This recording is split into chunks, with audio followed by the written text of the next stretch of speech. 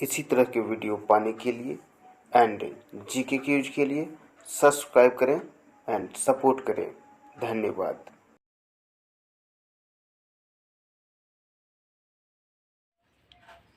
स्वागत है आपका फिर से हमारे चैनल में। और आज लेकर हाजिर हैं क्लास 9 का इतिहास अध्याय 5। इसमें हम इसका क्वेश्चन का आंसर करेंगे। इसमें चैप्टर का नाम है आधुनिक विश्व में चरवाहे। इसमें इसका क्वेश्चन का आंसर देखेंगे हम। इसमें 3-4 चैप्टर मिला के से इस बुक को किया गया है। एक चैप्टर में 3-4 चैप्टर मिलाया गया है और इसका क्वेश्चन दिया गया है। ठीक है, आइए देखते हैं क्वेश्चन। इसमें टोटल 4 क्वेश्चन है और इसका हम आंसर करेंगे। आप हमारे प्लेलिस्ट के माध्यम से सभी विषयों के क्वेश्चन आंसर देख सकते हैं। इसका पहला क्वेश्चन है कि स्पष्ट कीजिए कि घुमंतु समुदायों को बार बार एक जगह से दूसरी जगह क्यों जाना पड़ता है। इस निरंतर आवागमन से पर्यावरण को क्या लाभ है। तो इसका आंसर है कि अपने भोजन और जीवन शैली को संरक्षित करने के लिए खानाबदोश जनजातियां एक स्थान से दूसरे स्थान पर स्थानांतरित होती रहती है। उनके पशुओं के लिए पानी और नए चारागाह उनके अस्तित्व के लिए आवश्यक है, क्योंकि वे पशुपालन व्यवसाय में है। जब चारागाह ख़त्म हो जाता है तो वे ताज़ा चारागाह वाले क्षेत्रों की तलाश में स्थानांतरित हो जाते हैं। अब देखते हैं कि पर्यावरण के लिए इसके क्या लाभ है। तो निम्नलिखित लाभ है, देखते हैं। पहला लाभ, पारिस्थितिक तंत्र के पास क्षेत्र के पारिस्थितिक संतुलन को संरक्षित करते हुए पुनर्जीवित और पुनर्पर्याप्त करने का अवसर है। दूसरा है, यह अत्यधिक चराई को रोकता है, जिससे भविष्य में चराई वाले क्षेत्र लुप्त हो जाएंगे। तीसरा, जानवरों का गोबर मिट्टी की उर्वरता में योगदान देता है, जिससे एक स्थान से दूसरे स्थान तक यात्रा करने की खानाबदोश जीवन शैली को फिर से शुरू करना संभव हो जाता है। दूसरा क्वेश्चन है कि इस बारे में चर्चा करें कि आप औपनिवेशिक सरकार निम्नलिखित कानून क्यों बनाए। यह भी बताइए कि कानून ने चारवाहों के जीवन पर क्या असर पड़ा। जैसे दिया हुआ है प्रतिभूमि नियमावली, वन अधिनियम, आपराधिक जनजाति अधिनियम, चराई कर। तो पहला देखते हैं कि प्रतिभूमि नियमावली। सभी बंजर भूमि और बंजर भूमि को औपनिवेशिक प्राधिकारी द्वारा अनुत्पादन माना जाता था, क्योंकि वे किसी भी कृषि वस्तु या आय का उत्पादन करने में विफल रहे थे। 1800 के दशक में मध्य में इस बंजर भूमि पर खेती करने के प्रयास में पूरे भारत में बंजर भूमि नियम लागू किए गए थे। दूसरा देखते हैं वन अधिनियम। लकड़ी का उत्पादन करने के लिए जिसे लाभ के लिए बेचा जा सकता है, जैसे कि साल या देवदार, कई वन कानून पारित किए गए। चारवाहों को कुछ वन खंडों में प्रवेश करने से प्रतिबंधित कर दिया गया था, जिन्हें आरक्षित के रूप में नामित किया गया था। चारवाहों को संरक्षित के रूप में नामित उन क्षेत्रों में चराई के कुछ पारंपरिक अधिकार प्राप्त थे, लेकिन उनकी आवाजाही की स्वतंत्रता गंभीर रूप से प्रतिबंधित थी। क्लियर है।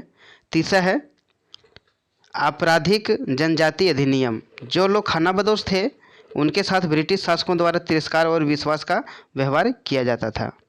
जनजातीय खानाबदोश समूह हमेशा नए चारागाहों की तलाश में घूमते रहते थे।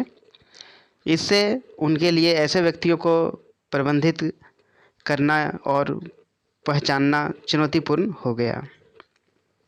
इसके विपरीत वे बसने वाले को कानून का पालन करने वाले और शांतिप्रिय मानते थे।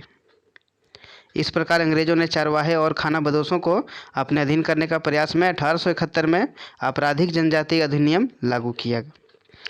इससे अध्यादेश द्वारा डीलरों, कारीगरों और चारवाहों के समुदाय को स्वाभाविक रूप से होने वाले अपराधियों के रूप में चिन्हित किया गया था।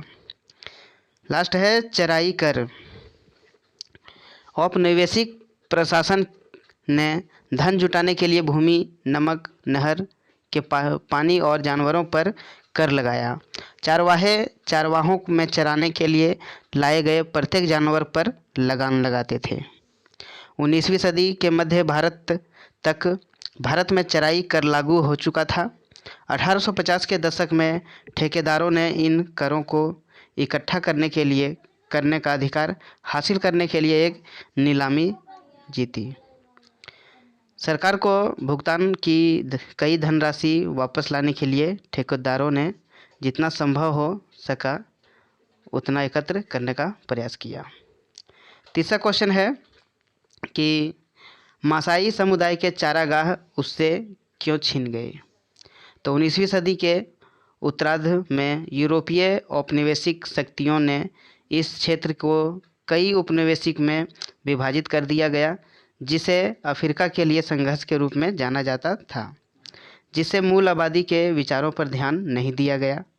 मासाई देश 1885 में आधे में विभाजित हो गया, जब ब्रिटिश केन्या और जर्मन तंजानिया के ने इसके पार एक अंतर्राष्ट्रीय सीमा खींची। परिणामस्वरूप श्वेत अप्रवासियों को सर्वोत्तम चारागाहों के लिए प्राथमिकता दी गई, जिससे मासाई को उत्तरी तंजानिया और दक्षिणी केन्या में एक सीमित क्षेत्र में रहने के लिए मजबूर होना पड़ा। चारागाह भूमि के बड़े हिस्से को भी खेल भंडार में बदल दिया गया, जैसे तंजानिया के सेरेंगेटी पार्क और केन्या के मासाई मारा और सुब्रू नेशनल पार्क। चारवाहों को इन अभयारण्यों में प्रवेश करने से प्रतिबंधित कर दिया गया था और उन्हें इन क्षेत्रों में अपने झुंड चराने या शिकार की अनुमति नहीं थी। क्लियर है। चौथा क्वेश्चन देखते हैं कि आधुनिक विश्व ने भारत और पूर्वी अफ्रीका की चारवाहा समुदायों के जीवन में जिन परिवर्तनों को जन्म दिया, उनके कई समानताएं थी। ऐसे 2 परिवर्तनों के बारे में लिखिए जो भारतीय करवाहा और मसाई गडेरिए दोनों के बीच समान रूप से मौजूद थे। तो इसका उत्तर है कि भारत और पूर्वी अफ्रीका पर यूरोपीय औपनिवेशिक शक्तियों पर कब्जा था। ऐसी कई मान्यताएं थी जिसमें दोनों क्षेत्रों का इन शक्तियों द्वारा शोषण किया गया था। देखिए 2 पूछा है हमें कि ऐसे 2 कानूनों के बारे में बताएं। तो पहला है वन कानून। तो वन कानून में देखते हैं कि विभिन्न वन कानूनों के परिणाम स्वरूप अफ्रीका और भारत में चारवाहों की जीवन शैली भी बदल गई है। जंगल को भारत में संरक्षित और असंरक्षित के रूप में नामित किया गया था। प्रतिबंधित जंगल चारवाहों के लिए दुर्गम था। मासाई लोग जिन मुद्दों से जूझ रहे थे उनमें से एक चारागाहों का निरंतर नुकसान है।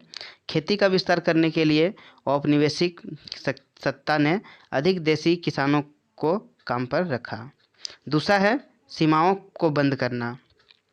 जर्मन तांगानिका और ब्रिटिश केन्या को विभाजित करने वाली अंतर्राष्ट्रीय सीमा ने मासाई देश को अफ्रीका में आधे से विभाजित कर दिया। श्वेत आप्रवासियों ने सबसे बड़ी जमीन हड़प ली, जिससे मूल निवासियों को कुछ चारागाहों वाले एक सीमित क्षेत्र में रहने के लिए मजबूर होना पड़ा। भारत में राजनीतिक विभाजन के परिणाम स्वरूप रायकों को हरियाणा में स्थानांतरित होने के लिए मजबूर होना पड़ा, क्योंकि अब उन्हें सिंध की यात्रा करने की अनुमति नहीं दी थी, जो बाद में पाकिस्तान का एक प्रांत बन गया।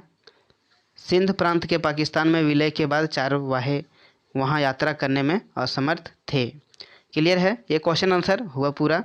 अगर आप हमारे चैनल पर नए हैं तो चैनल को सब्सक्राइब करना ना भूलें, वीडियो को लाइक ज़रूर करें और दोस्तों के साथ शेयर करें। फिर मिलते हैं, तब तक धन्यवाद।